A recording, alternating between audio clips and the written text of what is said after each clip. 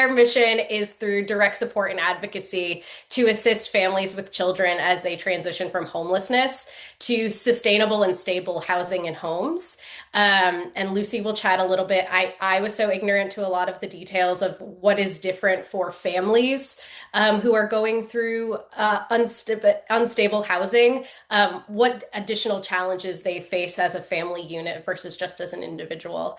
So Lucy will tell us a little bit more, but it was started in 1980 to provide housing, and it's just grown and grown since then to really provide wonderful wraparound services to support people so that they can feel empowered and sustain themselves. So I will go ahead and let Lucy please take the floor. I'm going to stop sharing my screen, and that way you can introduce yourself and tell us a little bit more about Families Together and affordable housing in Wake County.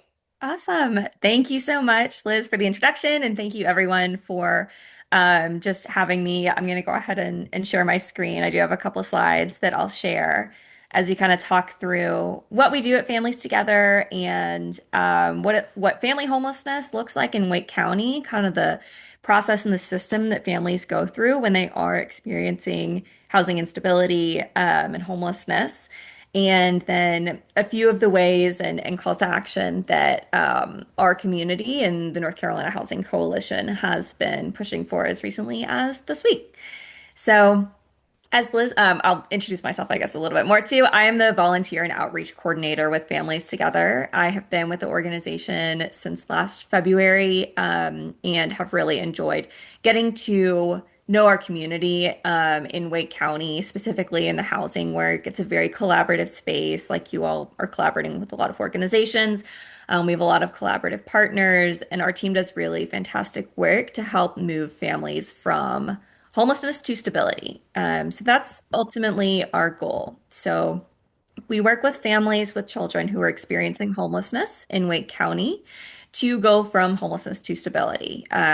We have been around since 1980. We provide emergency shelter for families, some transitional shelter, some permanent affordable housing, along with wraparound support services to help families fully stabilize. So in 2025, we worked with 825 individuals. 540 of them were children. So most of the families that are coming to us have multiple kids.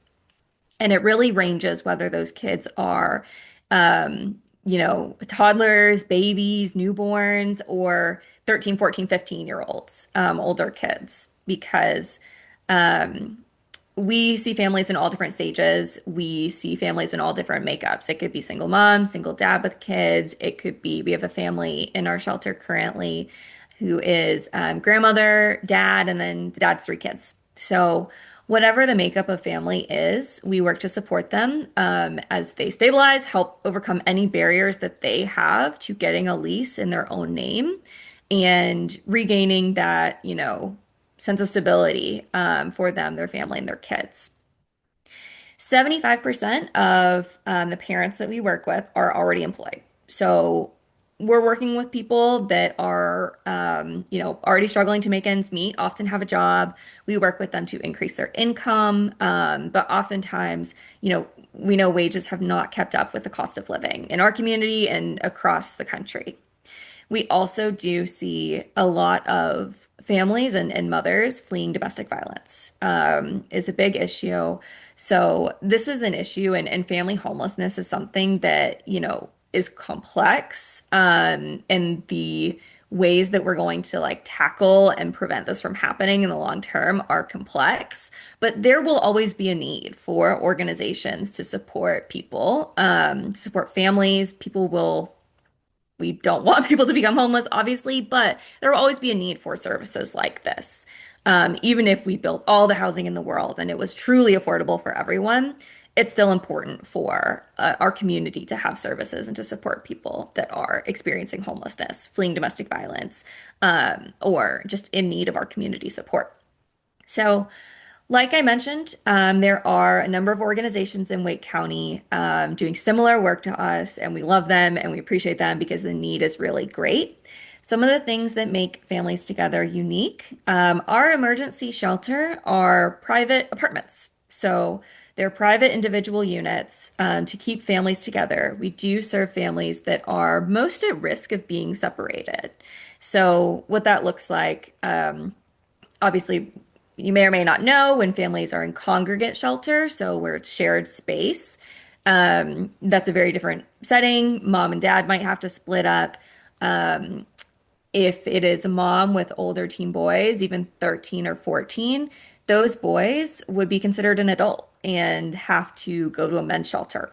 And that is not a choice that we want anyone to have to make, any mom to have to be separated from her kids because 13 and 14 years old is not an adult. And that situation can be really traumatizing and scary. And we want to prevent, the trauma of homelessness for the kids and families in our community as much as possible. We also work with families that to make sure that they can get reunited. So when kids might be staying with friends or family, mom or dad are sleeping in their car or in a storage unit or in a tent, somewhere that's just not hospitable. So we work to get them reunited.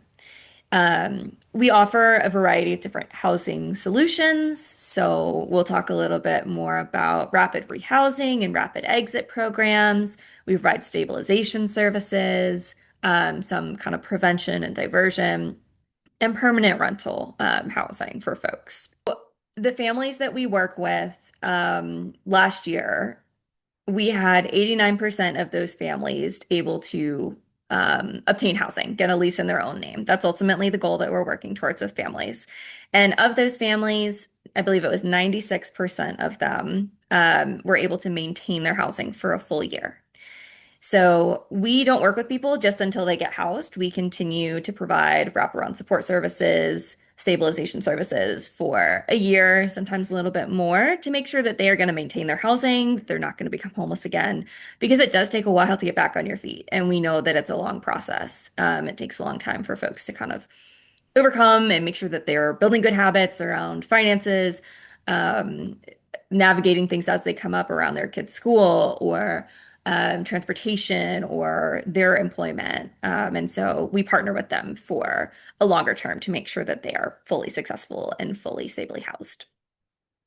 Some of the wraparound support services that we provide, we do financial empowerment and education. We work with folks on budgeting, credit, figuring out, increasing their income. We have a mentor advocate who works specifically with connecting folks who want to, make sure they get their GED or if they want to get a certificate at Wake County, Wake Tech, increase their income. We have a mentor advocate who works specifically on referrals for mental, physical, and emotional health for parents and kids, because that is often something that has kind of gone by the wayside for a lot of families in the stress of just trying to keep their family together, their family housed, keep people safe, or maybe those physical and mental health issues, contributed to them becoming homeless. So that is something that we work with partners to address. Um, we had a family who a mom was working full time. They were housed in the past 6 months. But the mom was working full time as a hairdresser, and she had a medical event that left her disabled and unable to work. And as the sole, income provider for her family and her two kids, they became homeless and they were separated for a while. And after working with us, and she was able to qualify for housing voucher, permanent supportive housing voucher, which allowed her to move into a permanent rental. Um, her teenage boys were able to move back in with her, and they were just all so excited to be back living together. And it really makes a big difference for the kids, the parents, to be connected in that way. And that's our goal, is for families to stay together, hence our name. Obviously, we are also working with them to search for affordable housing, what will work with their budget, and what is going to be safe and sustainable and in the community that they want to be in and where their kids go to school as well. So we know that housing affordability is a huge issue, that homelessness is a big issue. In Wake County, we have seen a 200% increase in homelessness in Wake County since 2020. There are a lot of people moving to Raleigh, into the Triangle, a lot of people with high-paying jobs, which is great. But our infrastructure around housing has not, been maintained. It has not kept up. And that drives the cost of rent up for pretty much everyone. We estimate that there are 8,000 children that are homeless in Wake County.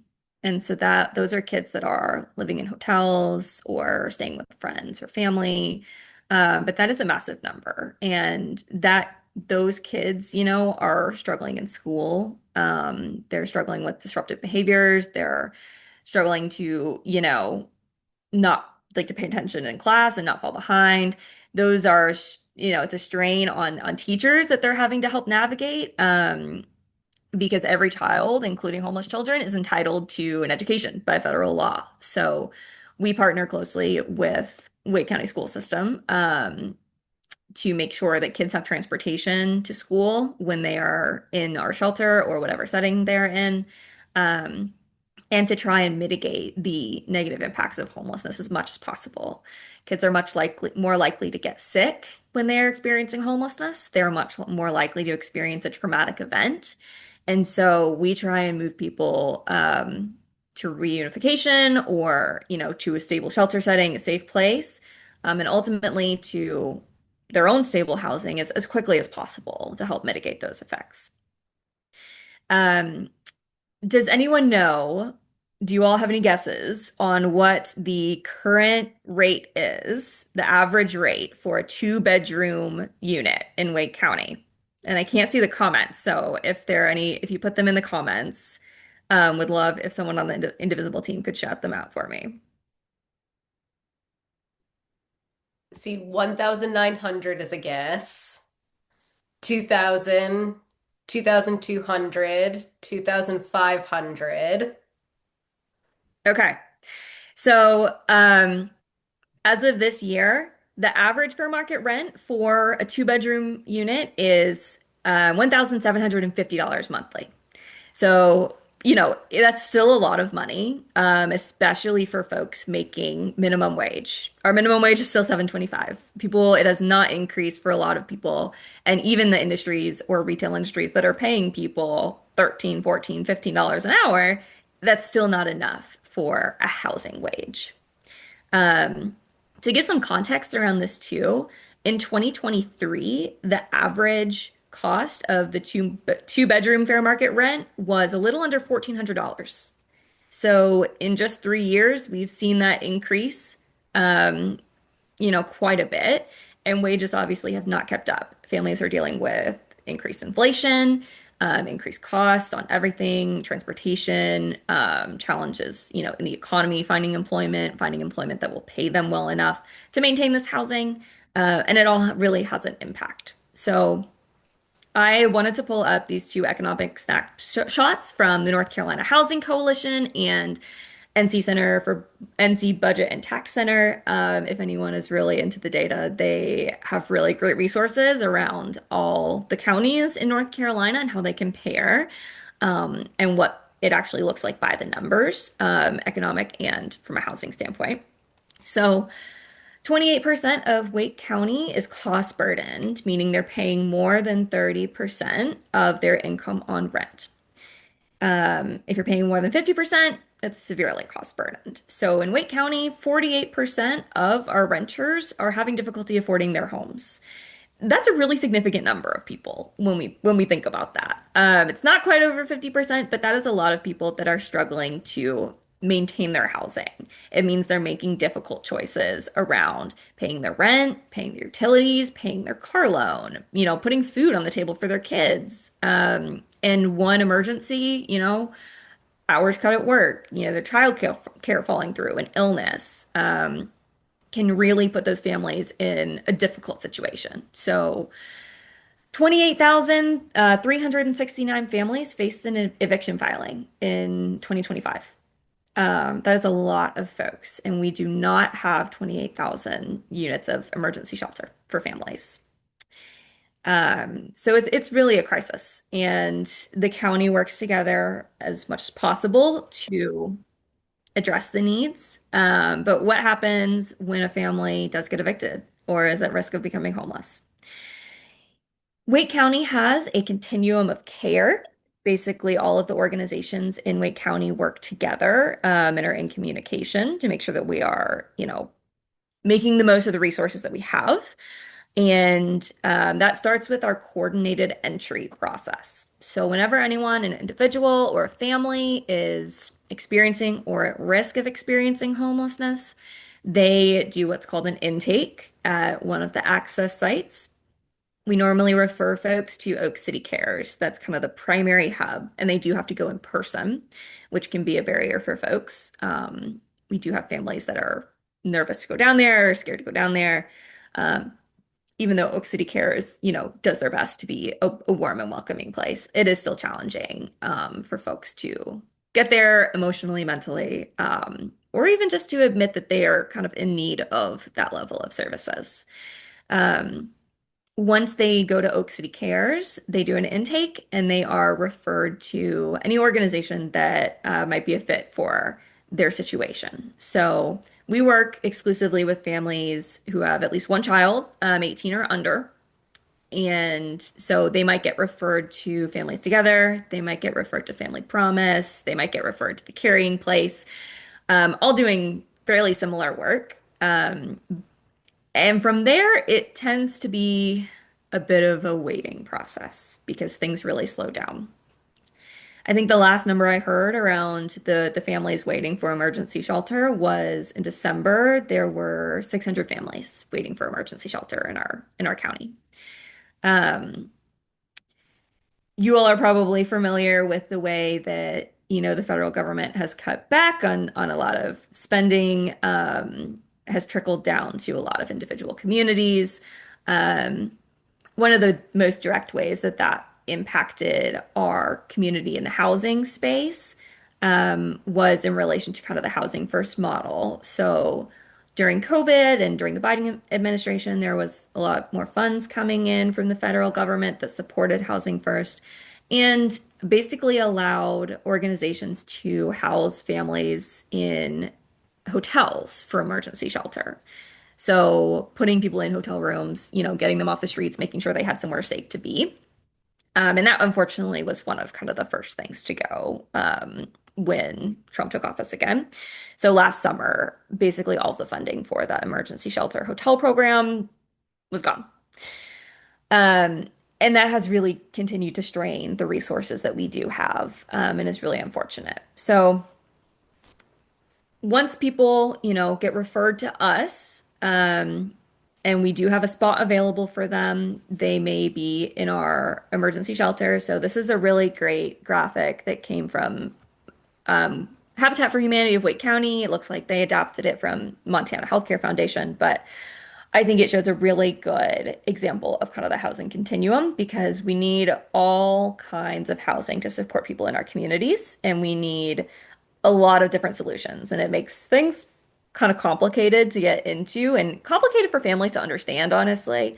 Um, but this is the process that we have and that a lot of people are navigating. So, Families Together, we work in this shelter and support services setting, as well as we do a lot of rapid rehousing. We offer some permanent supportive housing and are kind of moving into supporting some affordable rental spaces. So, our emergency shelter settings, like I said, are those apartment units that we provide. Families tend to stay there anywhere from 90 to 120 days. It can be longer depending on the situation while they're working with our staff to find affordable housing and address any barriers that they have. Transitional housing tends to be a bit longer and more formalized in a way, I guess, than emergency shelter. When we provide transitional shelter, it's normally a signed lease for anywhere from 6 to 9 months. So just giving families a little bit more time to address any needs that they have. Sometimes we have families that I know we've worked with families before. We had a dad who was dealing with cancer and needed to be close to Wake Med for treatment. Our office is off of New Bern Avenue. And we have a couple properties in the area, kind of East Raleigh. And so we were able to house his family in transitional housing while he was undergoing the treatment for cancer to help give them kind of some breathing room without kind of being in that emergency shelter space. Rapid rehousing is basically working with families in emergency shelter, other settings to move them to permanent housing as quickly as possible, primarily with kind of short-term financial assistance and stabilization services. So when we work with folks in rapid rehousing, oftentimes they are staying at Salvation Army or they are kind of actively unhoused or they might be staying in a hotel, the goal being to get them housed as quickly as possible. And that's always the goal. But that kind of rapid rehousing allows us to pull some more levers, provide more financial support through security deposits and through, paying off arrears or utilities that families still owe or might be, overdue on, that can prevent them from getting a new lease. Um, so we do a lot of rapid rehousing in our community, and it tends to be successful. Moving people rapidly and providing short-term financial assistance with those stabilization services. You know, many people that are housed through that system are successful. I believe last year in Wake County, 75% of the families or individuals experiencing homelessness were new, basically, to experiencing homelessness. So chronic homelessness is a big issue.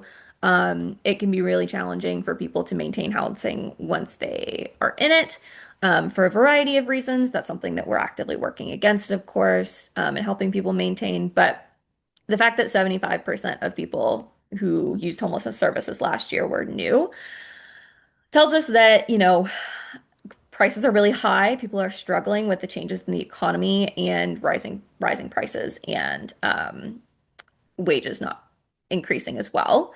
And it also tells us that our rapid rehousing services and the services that we are providing are successful because we don't have a lot of the same people re-entering our system in this continuum of care.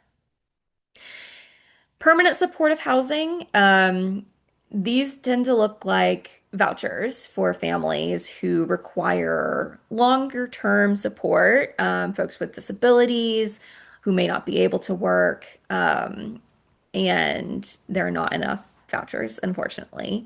So our staff always are advocating for our clients to help them, be able to get on the list and be qualified and receive a permanent supportive housing vouchers, because it does make a big difference for folks with chronic physical, behavioral conditions. Um, and then affordable rentals. Obviously, affordable rentals tend to be built with kind of low income housing tax credits. They can be a variety of rates. So generally, it's for folks earning less than 60% of the area median income. And then affordable home ownership is kind of the work that folks like Habitat for Humanity are doing when folks are ready for home ownership, and are prepared to take that on. Programs like down payment assistance, affordable mortgage programs, community land trusts, or being a Habitat homeowner, make that possible for them. Homeownership is not for everyone, and so it's really important to have the affordable rental options for families. And that is an area that we have started moving into a little bit more at Families Together through our collaboration at Newbern Crossings. So, Newbern Crossings was attractive land, right off of 440 and Newbern Avenue that through some interesting connections on our board and one of the community leaders that we work with, um, was up for sale. Originally, they offered it to Families Together to purchase, and we were like, not really something that we can do right now. We're not really in a space to kind of purchase and develop this land, but we really wanted to see it turned into affordable housing. So we collaborated with Harmony Housing to encourage them to purchase the property and develop it into 192 units of affordable housing. We are the on-site support services coordinator. So we have one full-time, one part-time staff member, housed in their community center building, providing support services, bringing healthcare resources on site, bringing advances coming out kind of once a month in their mobile van to meet with folks that want appointments. And these are for anyone in the community, not just the families that we work with, although we do work to get our families approved and placed there. We don't own this property. Harmony Housing owns the property, but we do work with them to, make sure the folks in the community have the resources they need to maintain housing, including the families that are in the permanent supportive housing units. So 40 of the units here are permanent supportive housing units. So their income is at 30% and below of the area median income. And then the rest is anywhere from like 40% of the area median income, 50, 60%. This has been a really interesting thing for us to be working on. We want to have a bigger impact in our community, in terms of being able to provide housing for folks. And the wraparound support services is a piece that we do really well as an organization. So this is a space where we can kind of expand our impact and help more people in our community. The challenge with Newburn Crossings and with a lot of affordable developments is that it is really expensive to build affordable housing. And many developers are unwilling or unable to pass to eat that cost, basically. And so just because something says affordable housing doesn't mean that it is affordable for everyone. And so that's why it's really important to have a variety of solutions and a variety of options to help fill the gap for folks that are, not able to afford $1,200 a month in rent or $1,300, $1,400, even though that is technically below market rate rent. That may not be affordable for a lot of people in our community. So like I said, it is a very collaborative kind of network and space that we have in Wake County and in North Carolina. So earlier this week, the NC Coalition, NC Housing Coalition, Habitat for Humanity, and a few other organizations hosted Housing Day at the General Assembly, which I was able to attend. And so I wanted to share some of the asks that we are making to our General Assembly and legislators. On a state level, our General Assembly has an important role to play in helping with the funding of housing solutions and keeping housing affordable and building out our infrastructure.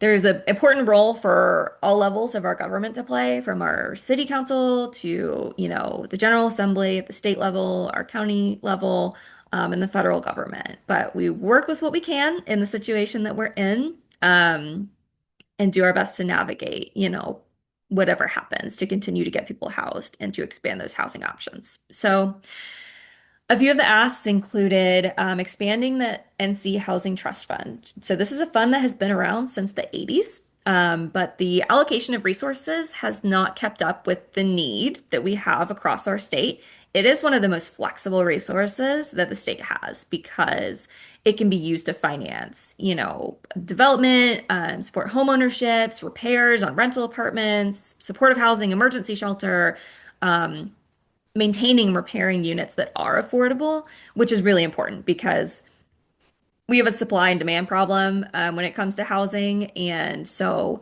we need to build more units, but we also need to maintain affordable units in our community. So it's kind of two sides of the same coin. And this housing trust fund is really important to making those projects happen.